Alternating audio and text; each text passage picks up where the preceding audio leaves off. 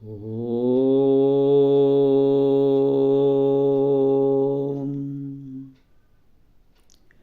ಮುದ್ದುರಾಮ ಮಂಜರಿ professor ಕೃಷ್ಣೇಗೌಡರ ಒಂದು ಮುನ್ನುಡಿಯ ಅಧ್ಯಯನ.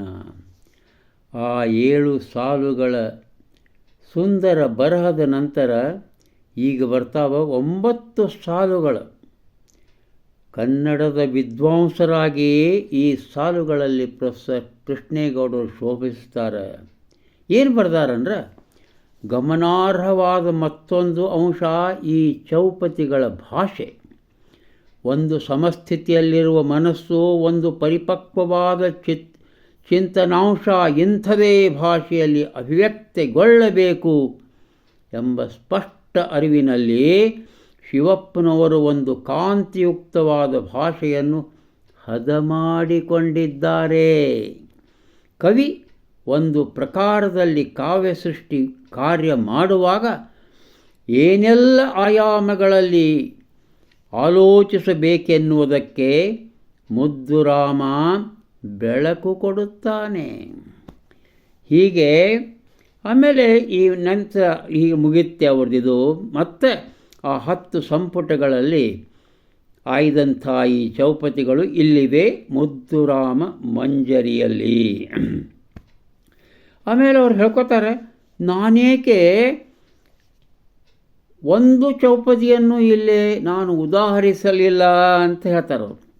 ಇಲ್ಲ 2000 ಚೌಪದಿಗಳಾಗಿದ್ದರೆ ನಾನು ಉದಾಹರಿಸಬಹುದಾಗಿತ್ತು ಅಂಥೇಳಿ ಒಂದು ಗರಿಮೆಯನ್ನು ತೋರಿಸುತ್ತಾ ಏನು ಮಾಡ್ಯಾರಪ್ಪ ಅಂದರೆ, ಒಂದು ಉತ್ಕಟ ಸಾತ್ವಿಕ ಹಾಸ್ಯವನ್ನು ಹೊರಬಿಟ್ಟಿದ್ದಾರೆ ಪ್ರೊಫೆಸರ್ ಶ್ರೀ ಕೃಷ್ಣೇಗೌಡರು. ಇದು ಒಂದು ಸಹಜವಾದ ಕ್ರಿಯೆ. ಆಮೇಲೆ ಅವರು ತಾವೇ ಪ್ರಶ್ನಿಸಿಕೊಳ್ತಾರೆ. ಏನಪ್ಪ ಅಂದರೆ ಆ ಶಿರೋನಾಮೆ ಬಗ್ಗೆ. ಏನು ಶಿರೋನಾಮೆ ಅದು? ಬೆಳದಿಂಗಳನ್ನು ನೋಡಲು ಹಣತೆ ಹಚ್ಚಿದೆನಾ, ಎಲೆ ತೋರಿಸಿ ಮರದ ಕಥೆ ಹೇಳಿದೆನಾ ಎಂದು ಮುದ್ದುರಾಮ ಮಂಜರಿಯ ಔನ್ನತ್ಯವನ್ನು ಎತ್ತಿ ಹಿಡಿಯುತ್ತಾರೆ ಪ್ರೊಫೆಸರ್ ಕೃಷ್ಣೇಗೌಡರು. ಈ ಚೌಪತಿಗಳಲ್ಲಿರುವ ಆ ಚೌಪತಿಗಳನ್ನು ಕುರಿತು ಭಾಳ ಮೋಹಿತರಾಗಿಬಿಟ್ಟಿದ್ದಾರೆ. ಅವರ ಚಿಂತನೆ ಎಲ್ಲಿ ಹೋಗ್ತದೆ ಅಂದರೆ, ಈಗ ಓರ್ವ ಸೂಫಿ ಸಂತ, ಅವನ ಹೆಸರು ಯಾಕೋ ಬರೆದಿಲ್ಲ ಇಲ್ಲೇ, ಓರ್ವ ಸೂಫಿ ಸಂತನ ಸಾಲುಗಳ ಹತ್ರ ಹೋಗ್ತದೆ. ಮೊದಲು ಇಂಗ್ಲೀಷ್ನಲ್ಲಿ ಬರೀತಾರೆ, listen with ears of tolerance, see through the eyes of compassion, speak with the laughter of love. ಸಹಿಷ್ಣುತೆಯ ಕಿವಿಗಳಿಂದ ಆಲಿಸೋ, ಕರುಣೆಯ ಕಣ್ಣುಗಳಿಂದ ನೋಡು, ಪ್ರೀತಿಯ ಭಾಷೆಯಲ್ಲಿ ಮಾತಾಡು. ಇದನ್ನು ಯಾರು ಮಾಡ್ಯಾರ? ಮುದ್ದುರಾಮ ಆಲಿಸಿದ್ದು, ನೋಡಿದ್ದು, ಮಾತಾಡಿದ್ದು ಹೀಗೆಯೇ ಇದೆ ಈ ಎಲ್ಲ ಚೌಪದಿಗಳಲ್ಲಿ. ಆಮೇಲೆ ಶಿವಪ್ಪನವರನ್ನು ಕುರಿತು ಮುದ್ದುರಾಮನ ಮನಸ್ಸು, ಅದು ಒಂದೇ ಅವರ ಕವನ ಸಂಕಲನ ಕುರಿತು ನಮ್ಮ ಕನ್ನಡದ ಪ್ರಖ್ಯಾತ ಸಾಹಿತಿ, ಮಹಾನ್ ಸಾಹಿತಿ ಶ್ರೀ ದೇಜಗೌ ಬರೆದ ಸಾಲುಗಳನ್ನು ಉದಾಹರಿಸ್ತಾರಿಲ್ಲೇ. ಶಿವಪ್ಪನವರ ಪರಿಚಯ ನನಗಿತ್ತು. ಅವರು ಸಾಹಿತ್ಯ ಪ್ರೇಮಿ, ಸ್ನೇಹಜೀವಿ, ಕವಿ ಹೃದಯದ ಚಿಂತಕ ಎಲ್ಲ ಗೊತ್ತಿತ್ತು. ಆದರೆ ಯಾವಾಗ ಈ ಮುದ್ದುರಾಮನ ಮನಸ್ಸು ನನ್ನ ಕೈಯಾಗ ಬಂತೋ, ನಾನು ಓದಿದೆನೋ, ಆವಾಗ ನನಗನಿಸ್ತೋ ಎಷ್ಟೊಂದು ಎಷ್ಟೊಂದೋ ಭಾವನೆಗಳು ಹುದುಗಿರ್ತಾವ ಮನುಷ್ಯನ ಮನಸ್ಸಿನಲ್ಲಿ. ಇಂಥ ಕವಿ ಶ್ರೀ ಶಿವಪ್ಪನವರು ಕನ್ನಡಕ್ಕೆ ದೊರೆತದ್ದು ಕನ್ನಡದ ಪುಣ್ಯ ಅಂತ ಹೇಳ್ತಾರೆ. ರಿಯಲಿ ಒಂದು ಅದ್ಭುತವಾದ ಶ್ಲಾಘನೆ ಒಬ್ಬ ದೊಡ್ಡ ಸಾಹಿತಿಯಿಂದ ಒಬ್ಬ ಕನ್ನಡದ ಶ್ರೇಷ್ಠ ಸಾಹಿತಿಗೆ. ಆಮೇಲೆ ಬರುತ್ತೆ ಈ ಮುನ್ನುಡಿ ಒಂದು ಮಂಗಲ. ಅವ್ರು ಎಷ್ಟು ಚಂದ ಬರ್ದಾರ್ರಿ. ಅಂತೂ ಹಿರಿಯರಾದ ಕೆ.ಸಿ. ಶಿವಪ್ಪನವರು ಮುದ್ದುರಾಮ ಮಂಜರಿ ಕೃತಿಗೆ ನನ್ನಿಂದ ಮುನ್ನುಡಿ ಬರೆಸಿಕೊಂಡು ನನ್ನನ್ನು ಅತ್ಯಂತ ನಮ್ರನನ್ನಾಗಿಸಿದ್ದಾರೆ. ಆಹಾ, ನಮಸ್ಕಾರ. ನನ್ನ ಈ ಬೆರವಣಿಗೆಯಿಂದ ಆ ಕೃತಿಗೆ ಅದೇನು ಗೌರವ ದೊರೆಯುತ್ತದೆಯೋ ಕಾಣೆ. ಆದರೆ ನನಗಂತೂ ಒಂದು ದೊಡ್ಡ ಗೌರವ ಸಂದಿದೆ. ಔದಾರ್ಯ ವಾತ್ಸಲ್ಯಗಳಿಗಾಗಿ ನಾನು ಶ್ರೀ ಶಿವಪ್ಪನವರನ್ನು ಮನಸಾ ವಂದಿಸುತ್ತೇನೆ.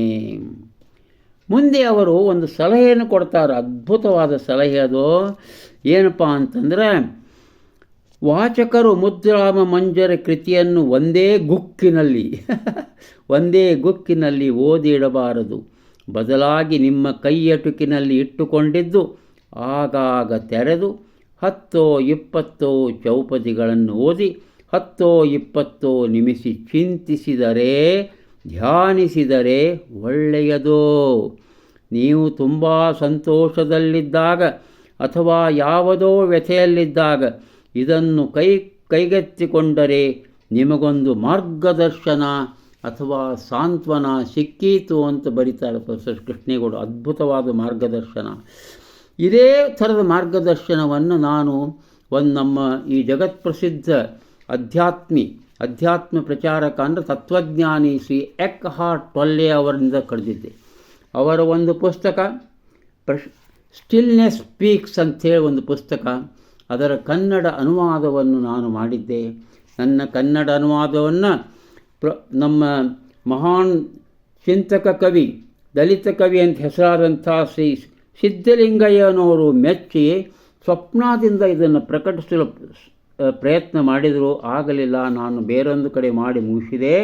ಇದು ಸ್ಟಿಲ್ನೆಸ್ ಸ್ಪೀಕ್ಸ್, ಪ್ರಶಾಂತತೆಯ ವಚನ ಸರಿ. ಇದರಲ್ಲಿ ಎಕಾರ್ಟ್ ಟೊಲ್ಲೆ ಏನು ಬರೀತಾರಂದರೆ, ಈ ಪುಸ್ತಕವನ್ನು ನೀವು ಓದುತ್ತಿರುವಂತೆ ಅದು ನಿಮ್ಮ ಬೋಧಕನಾಗಿ ಕರ್ತವ್ಯ ನಿರ್ವಹಿಸುತ್ತದೆ ಎಂಬುದು, ನೀವು ಯಾರು ಎಂಬುದನ್ನು ಈ ಪುಸ್ತಕವು ನೆನಪಿಸುತ್ತದೆ. ಅಲ್ಲದೆ ನೀವು ನಿಮ್ಮ ನೆಲೆಯತ್ತ ಮರಳಲು ಸೂಚಿಸುತ್ತದೆ. ಮುಖಪುಟದಿಂದ ಹಿಂದಿನ ಕೊನೆಯ ಪುಟದವರೆಗೆ ಓದಿ ನಂತರ ಎತ್ತಿಟ್ಟು ಬಿಡುವ ಪುಸ್ತಕವು ಇದಲ್ಲ. ಪುಸ್ತಕದೊಂದಿಗೆ ಬದುಕಿರಿ. ಮೇಲಿಂದ ಮೇಲೆ ಅದನ್ನು ಕೈಯಲ್ಲಿ ಹಿಡಿದುಕೊಳ್ಳಿರಿ. ಅದರಂತೆ ಈ ಪುಸ್ತಕವನ್ನು ಮತ್ತೆ ಮತ್ತೆ ಕೆಳಗಿರಿಸುವುದೂ ಮುಖ್ಯ. ಅನೇಕ ಬಾರಿ ಅದನ್ನು ಓದುವುದಕ್ಕಿಂತ ಈ ಪುಸ್ತಕವನ್ನು ಕೈಯಲ್ಲಿ ಇರಿಸಿ ಹೆಚ್ಚು ಸಮಯ ಅದರೊಂದಿಗೆ ಇರುವುದು. ಈ ಪುಸ್ತಕವನ್ನು ಓದುವವರು ಪ್ರತಿ ಬರಹವನ್ನು ಓದಿದ ನಂತರ ಓದನ್ನು ನಿಲ್ಲಿಸುವರು, ಚಿಂತನೆ ಮಾಡುವರು, ಪ್ರಶಾಂತರಾಗುವರು. ಓದನ್ನು ಮುಂದುವರಿಸುವುದನ್ನು ನಿಲ್ಲಿಸುವುದು ಯಾವಾಗಲೂ ಹೆಚ್ಚು ಸಹಕಾರಿ ಹಾಗೂ ಬಹಳ ಮಹತ್ವದ್ದು. ಅವರ ಪೀಠಿಕೆಯನ್ನು ನಾನು ಕನ್ನಡದಲ್ಲಿ ಅನುವಾದ ಮಾಡಿದ್ದೆ, ಅದನ್ನು ಓದಿದೆ. ಎಷ್ಟು ಅದ್ಭುತ ಇದೆಯಲ್ಲ. ಅದೇ ಕೃಷ್ಣೇಗೌಡರ ಆಲೋಚನೆಗಳನ್ನು ಇಲ್ಲಿಯೂ ನಾನು ಕಾಣಬಹುದು. ಅದ್ಭುತ.